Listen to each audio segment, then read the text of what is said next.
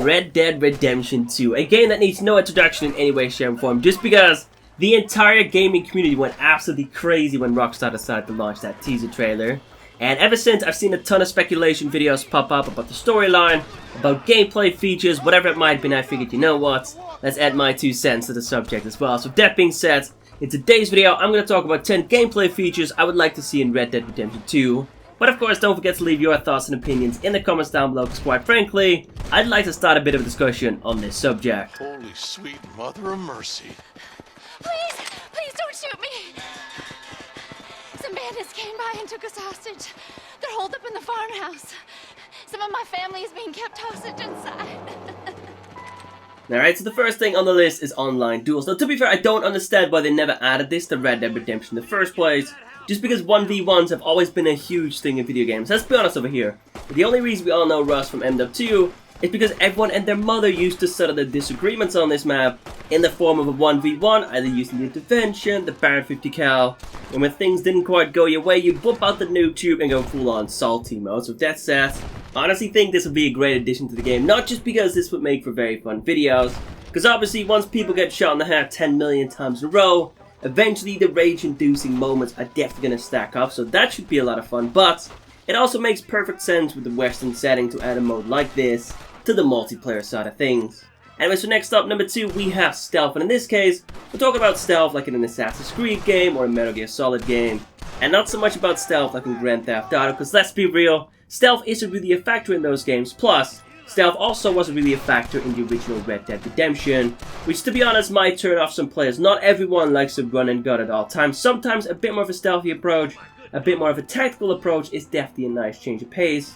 Plus, giving us the freedom to play however we want to is never a bad thing whatsoever, especially if they once again go with a bit more of a linear storyline. In that case, giving us some more freedom when it comes down to choosing our playstyle is definitely very welcome.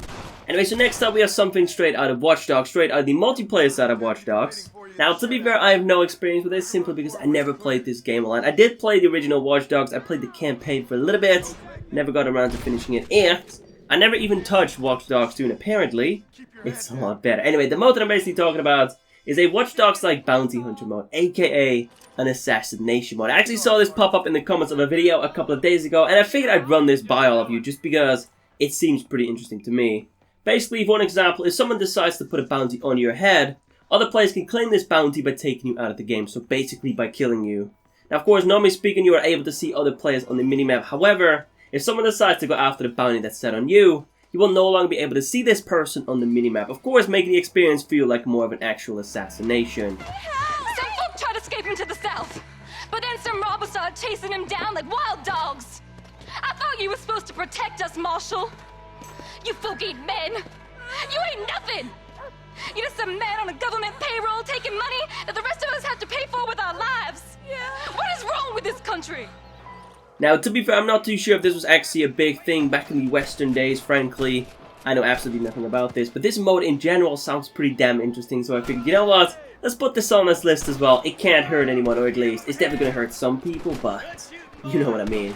Now, trust me, the next one isn't just a dig at Rockstar Games, but I felt like putting it out there just because it was kind of an annoyance back in the day, just keep it real. Anyway, of course, for those of you that are familiar with Red Dead Redemption, the main protagonist, John Marston, was obviously a bit of a badass, right? However, the dude couldn't swim. The moment your head would go underwater, that's it, you're dead. And you didn't drown after basically struggling for a couple of minutes, or even so much a couple of seconds. You would instantly die just like that. This was honestly worse than drowning in GTA 3, just because you didn't even see your character struggle for a minute, just to basically ease the pain a little bit.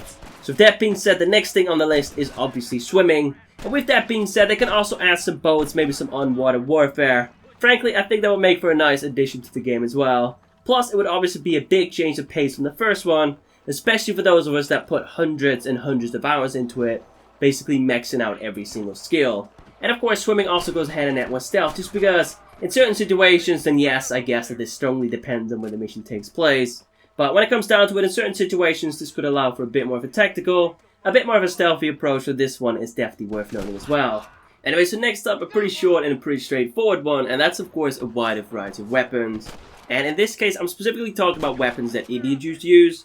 So think about bows and arrows, spears, war clubs, tomahawks, axes, maybe even swords and knives, because none of these are actually available in the original Red Dead Revolver, and none of these are available in Red Dead Redemption either. And considering it takes place in a western setting, honestly these things should be in the game, would make for a nice change of pace from the first one. And whilst we're at it, how about some more interaction with Indians as well? And in this case, I'm not talking about murdering them in a multitude of different ways. I'm also thinking going full on Skyrim mode with basically another storyline on the side. Not only would this add a lot of longevity to the game, it would also just once again be a nice change of pace. Anyway, so next up, another one that's pretty short and pretty sweet, and that is a more fleshed out melee system. Think about games like Assassin's Creed, maybe Batman, whatever game it is that you play that has a very solid melee system. We also need something like that in Red Dead Redemption.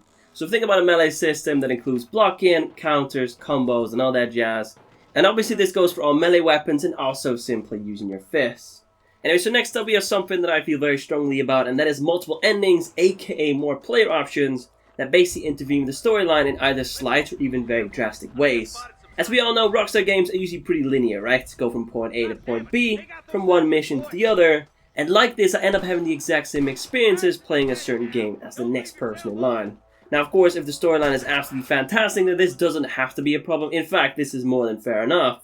However, in recent years, we've seen a lot of games pop up that give us, the player, a lot more freedom when it comes down to deciding what to do next. Now of course, I don't expect Rockstar Games to go full on Telltale Games on us.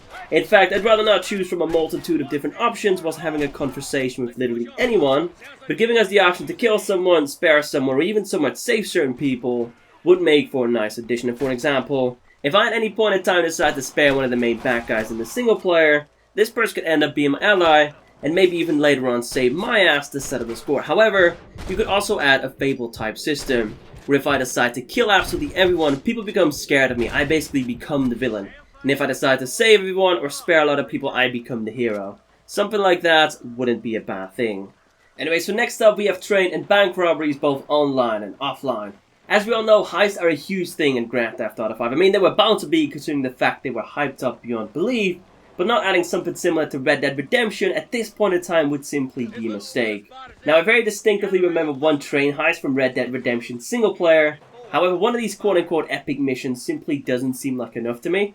Now, not only would this pull in a lot of people that still play Grand Theft Auto 5, it would also add a lot of longevity and replayability to the game, or at least it will if they decide to constantly update this system, add new missions, make them more complicated, and so on and so forth.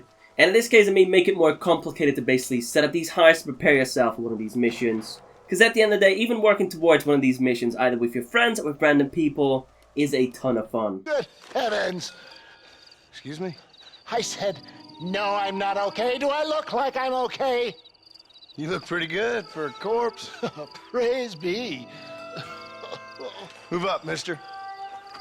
Time to get you to a doctor or an undertaker. Whichever you need once we get to town. St. Peter, open up them pearly gates. I'm coming home. And then last but definitely not least, we have being able to use your lasso online. Now I get that this one is a little bit controversial simply because the only thing this would do is basically add a ton of ways to troll people. However, let's be honest, being able to tie an unexpected foe to your horse and dragging him around till he eventually dies just seems like a lot of fun. And I know, the amount of douchebaggery that would come forth out of this might be a little insane, but let's just give it a try. Honestly, I think it might be fun. And then of course, for those of you that don't agree with this, I've got a little extra one as well, and that is character customization. Now this is something that I absolutely love about Skyrim, and basically every game that has character customization to the extreme. Not only would I like to choose to color my skin, but I also want to change things like the size of my nose, my jawline, my eyes, my hair, my standard clothing, and so on and so forth. I honestly don't mind spending absolutely ages basically making my character look exactly how I want it to look. I like doing this in Skyrim, I like doing this in The Sims. And frankly, adding this to Red Dead Redemption wouldn't take away from the actual story itself, or at least I strongly doubt it will. And then on top of that, this is something that Red Dead Redemption did very well originally, and that is of course having a ton of unlockable pieces of gear, a ton of unlockable items, and frankly, they should add even more of those in Red Dead Redemption 2. And with that being said, that is it for today's video. Obviously, if you enjoyed this one, some support, a like rating would be very much appreciated. Of course, if not, that's cool. Don't forget to leave your thoughts and opinions in the comments down below. Like I said before, let's start a bit of a discussion. And then finally, if you want to, you can also follow me on Twitter, Facebook, Instagram, You can find all those things down below in the description. And for those of you that care about Snapchat, my Snapchat is bio tier just like my YouTube channel. And of course, thank you all so much for watching. Thank you for the continued support. And I will catch you in the next one. Take it easy.